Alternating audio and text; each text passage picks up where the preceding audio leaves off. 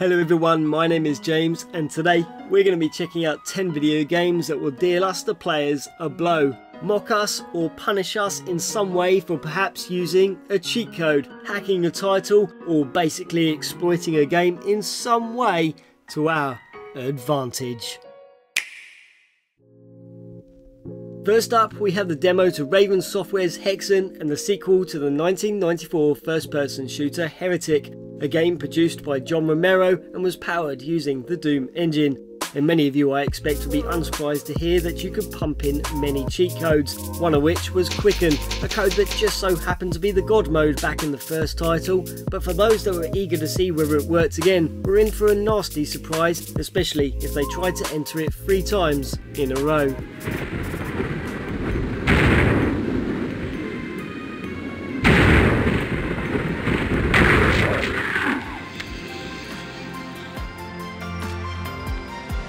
And for a similar scenario, then let's head to Origin Systems' isometric action-adventure series Crusader. As in Crusader No Remorse and the first title in the series, the player would have to type in Jessica 16 in order to allow cheat codes to be entered. But if you tried using Jessica 16 at any point in the follow-up, Crusader No Regrets, the game would first of all mock you for this attempt and then punish you further by sending you to a battle featuring 8 replicas of the game's final boss.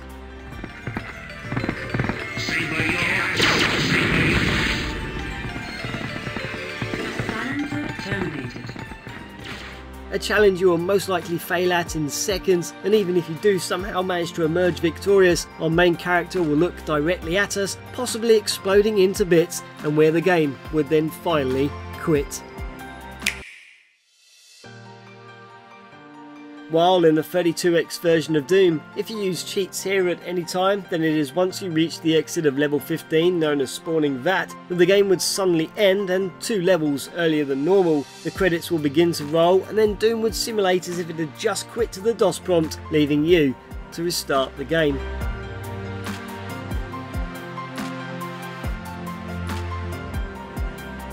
Another title that will punish you when not allowed to complete the game is Ken's Labyrinth, a first-person shooter created by Ken Silverman, who is best known for writing the build engine used in Duke Nukem 3D, Shadow Warrior and Blood.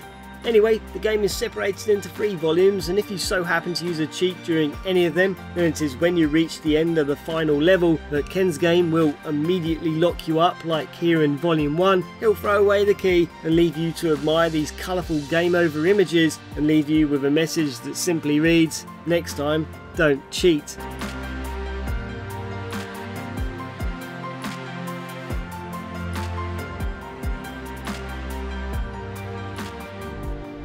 So this next punishment was created by the developers Origin Systems and the team behind the 1992 RPG Ultima Vii, The Black Gate, which not only served to punish the players, but it was also used upon a certain developer who worked on the game. You see, it was during development that designer Richard Garriott encouraged Easter eggs to be created, but he made it absolutely clear that he wanted to know about them first. Then one day a QA guy came to see him and told him a tester had found a secret room and a location he had no idea about, and apparently he got quite upset. This secret room, now known as the Trinsic Room, was originally accessed south of the starting position, where in a house you could pick up this box, drop it under the tree directly outside, and where the developer would have been teleported to their secret room, and where they could treat themselves to gold, weapons, armour, and could even travel to any location in the game. So once Richard found out, he set a trap for the developer by changing the teleport coordinates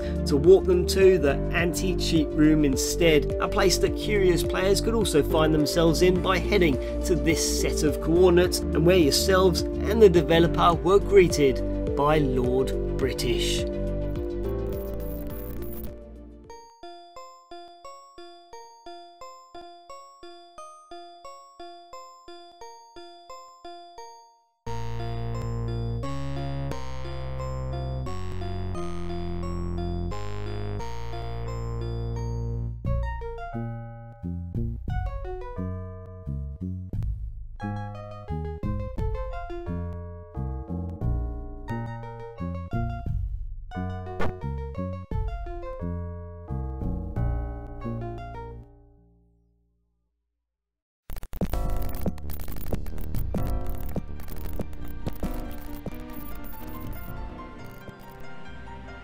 Now we're moving on to 3 separate titles that all deal with cheaters by affecting their save files in some way. The first case is found in Rare's Donkey Kong 64. As for those of you that enjoy using an action replay or GameShark cheat device, should be wary when using it upon this title, particularly when applying the infinite health code. As for some reason, if you activate it, save the game and then reload the save file with the cheat deactivated, it will have inflicted some damage, and most notably it would have removed all of your watermelons. And if you didn't know, the watermelons act as a health gauge, and with no watermelons that means just one hit from an enemy and you're gonna keel over.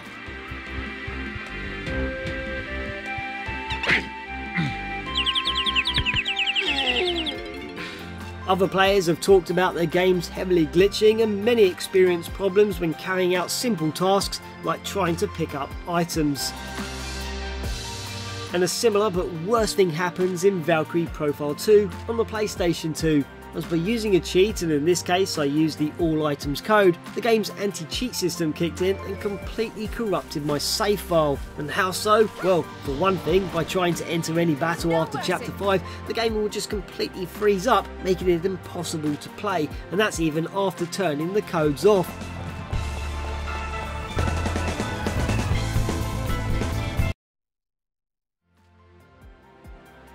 But that's not even the worst of it, as not only does the cheat system ruin this save, but it also infects all my other save files, meaning I have to delete all of them to get rid of the problem. And speaking of deleting save files, how can we not forget to include Banjo Kazooie on the Nintendo 64? As once you reach Treasure Trove Cove, you'll be able to gain access to the sandcastle and utilise the tiles on the floor to enter in secret passwords. But if you enter in specific cheat codes like here on the screen and decide to use 3 of them, bottles will appear on the screen telling you that by entering a 3rd code, the game will delete your game pack. And I think many of us thought this was a bluff, but in reality, it actually turned out to be the truth, as Grtilda came in and indeed deleted our save files.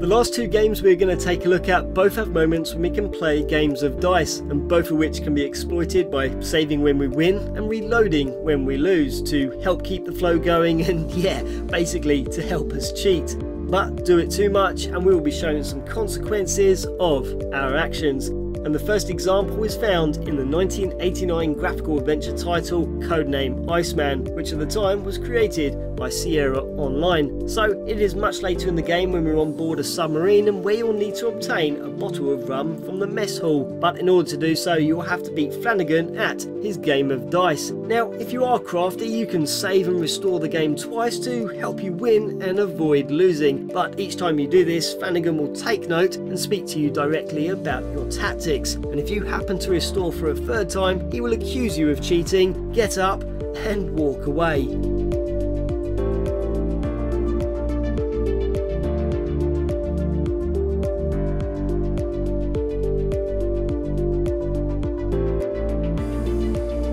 While in BioWare's action RPG The Jade Empire, it is when you visit the Imperial City and wander into the Imperial Arena where you can find Daoshin the Gambler, who hosts a betting game of dice in which the player has to predict whether they will roll higher or lower than Daoshin. And of course, by saving after every win and reloading when you lose, you can win every single time. However, it appears the game seems to sort of recognise what you are trying to do, as every 3 wins in a row, the only results that occur are draws after reloading. So to get around this, you need to head outside and return to Daoshin, and you can continue your amazing winning streak. You called it right. A high roll doubles your wager. But if you reach a total of 20 wins in a row, and just when you thought this couldn't get any better, the gambler will then be removed from the game. Let's see how they fall, shall we?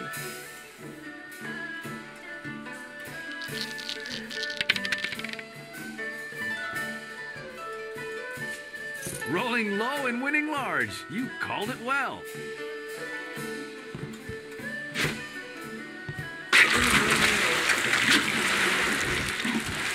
Mosai Lucy, Wal Nika Wonoyu, Sakwan Yuyu, Sini, Sayer Supasu,